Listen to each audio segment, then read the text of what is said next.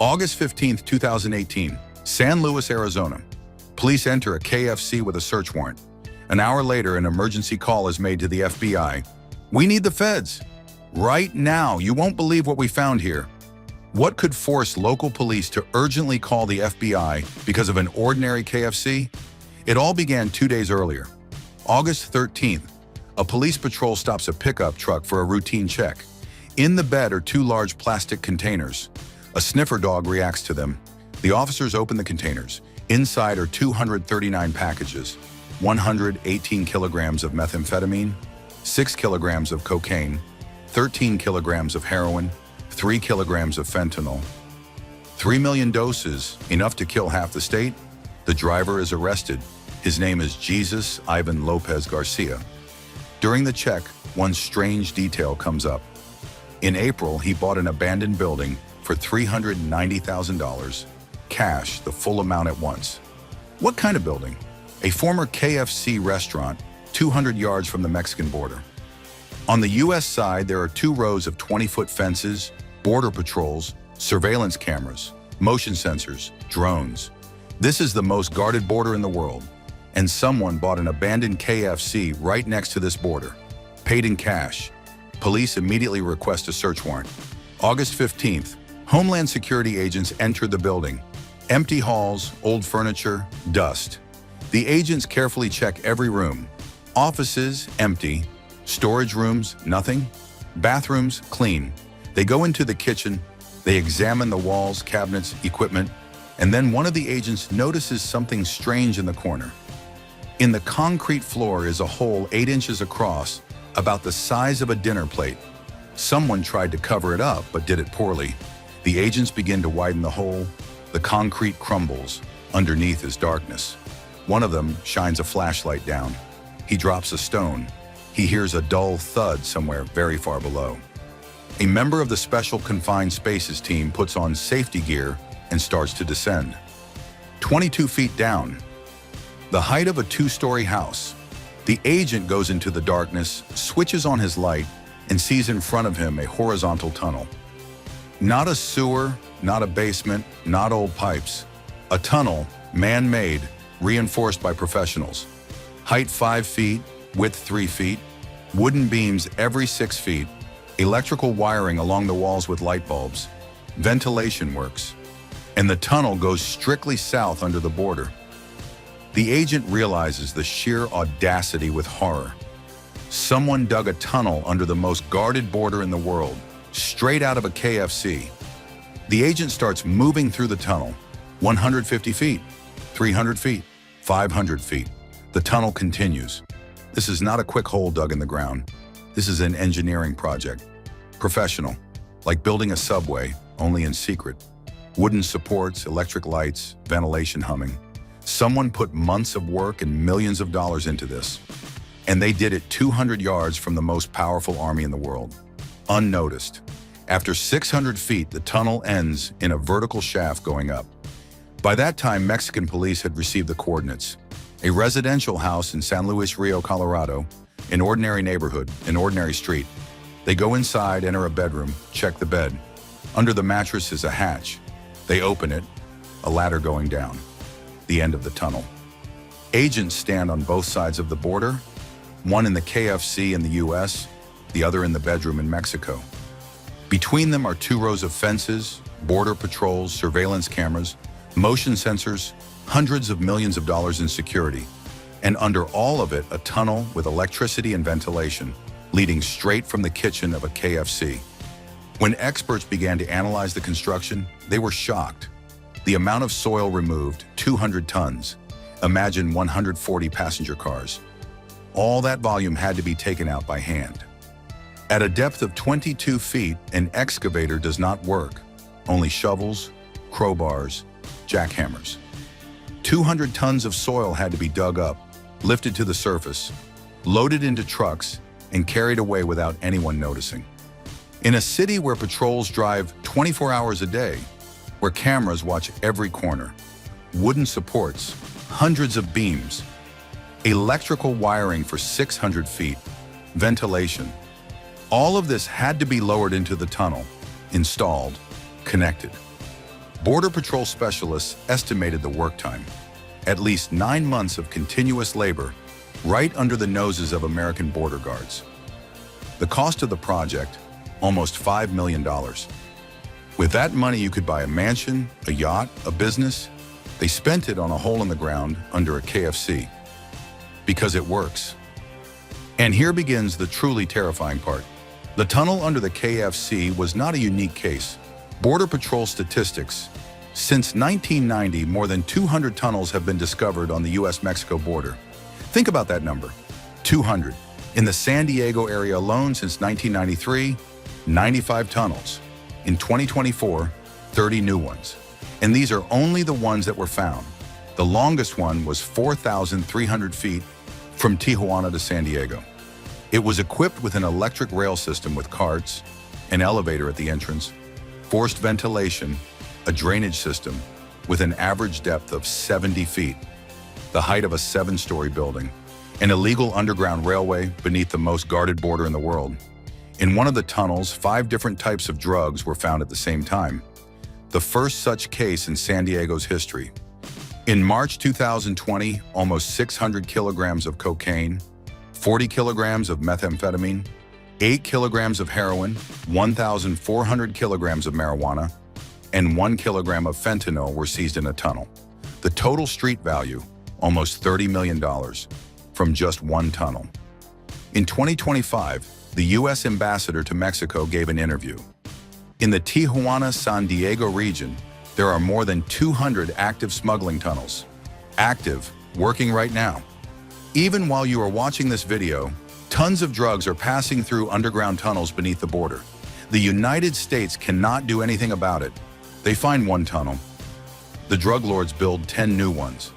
This is an underground war, and America is losing it. Now let's talk about who builds these tunnels. The best mining engineers in Mexico. The Sinaloa Cartel sends people to Durango, a mining region. Their engineers work building mines for copper and silver, world-class professionals. The cartel comes to them with an offer, $5 million for one tunnel, or we kill you and your family. Imagine, you are an engineer, you have a normal job, a family, children, and men with guns come to you, showing photos of your kids on their way to school. You cannot refuse. The only tunnel engineer ever arrested in history, Felipe de Jesus Corona Verbera. He worked for El Chapo for more than 20 years and built over 100 tunnels. He started by building for El Chapo a fake zoo with tigers and crocodiles, a cover for cartel meetings, then a fake grocery store under which there was a cartel base, and he ended by creating an underground empire along the entire border. He was caught in 2006, convicted, imprisoned. But the tunnels keep being built. The cartel simply kidnapped more engineers. And who digs out those 200 tons of soil? Slaves. The Sinaloa cartel goes through poor areas of Mexico. They offer young men jobs. You will build houses, good salary, legal work. The young man agrees. They take him to the border, lock him in a building and say, dig if you try to escape.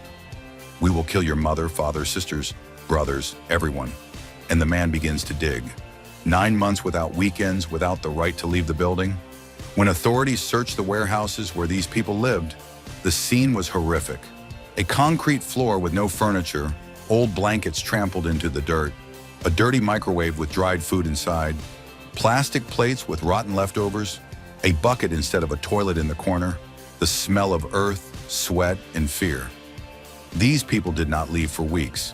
They slept on bags of drugs, ate next to tons of cocaine, dug 22 feet down, knowing that at any moment the tunnel could collapse and bury them alive. And do you know what the scariest part is? Even if the tunnel collapses and kills them, the cartel will simply kidnap new workers and start digging again.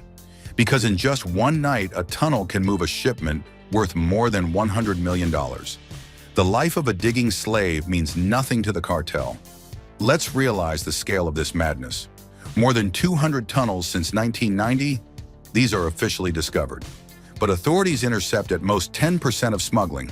This means that in reality, there are many times more tunnels. Right now, while you are watching this video, new tunnels are being dug under the US-Mexico border. Dozens, maybe hundreds. Right under our homes, under schools, under police stations. The United States spends billions of dollars on border fences, drones, cameras, patrols, and what happens? In January 2025, a tunnel was discovered in El Paso. It ran straight through the storm sewer system, which authorities thought was fully secure. In December 2024, a drone detected a third tunnel just that year south of Yuma, the third one, in 1 year, in one area.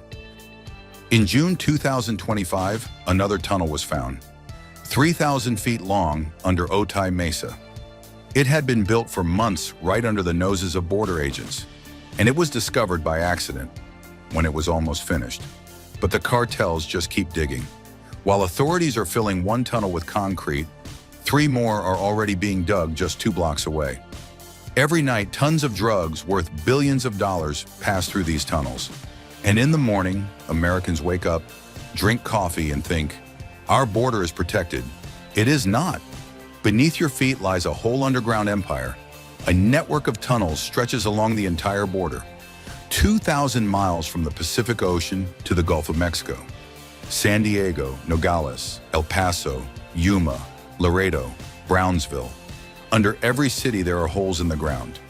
Some tunnels end in warehouses, others in private houses, others in fast food restaurants.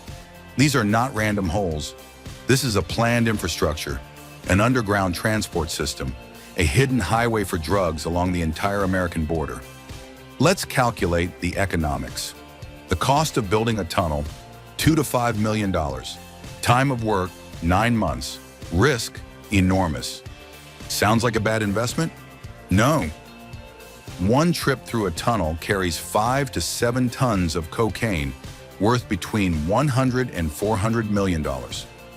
One trip pays back the construction 100 times over, and the tunnel works for months, sometimes years, until it is discovered. And when it is discovered, the cartel builds 3 new ones. The math is solid. Even if 9 out of 10 tunnels are caught, one will cover all the losses. This is not a business. This is a money printing machine. And what can America do about it? Nothing. A Homeland Security investigation specialist admitted, we are constantly looking for tunnels. Every few months we find a new one. But they are being built faster than we can discover them. One Border Patrol agent said honestly, we can fill a found tunnel with concrete, but we know that 2 blocks away, another one is already being dug. It is a cat and mouse game where the cat is always one step behind. Some tunnels are discovered by accident, when the ground sinks and a crater appears.